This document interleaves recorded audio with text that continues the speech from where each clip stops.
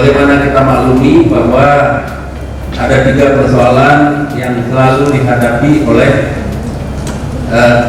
baik koperasi maupun oleh UMKM. Persoalan pertama adalah persoalan manajemen, persoalan kedua adalah permodalan, persoalan ketiga adalah soal pemasaran.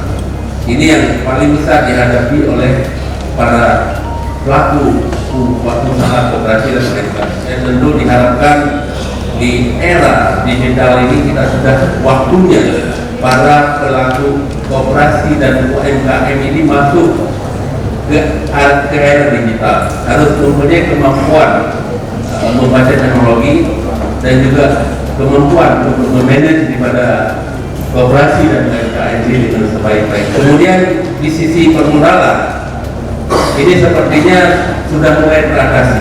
Saya ucapkan terima kasih banyak. Sekarang perbankan, lembaga keuangan, BPR, dan juga banyak usaha-usaha koperasi sendiri juga memburu UMKM untuk mendukung permodalan. Dan bahkan kami punya LKM Mayoran Muamalah sudah pergi halo-halo ke seluruh kota Aceh itu untuk siapa lagi mau minta modal dari PT Mayoran. Saya berikan langsung kepada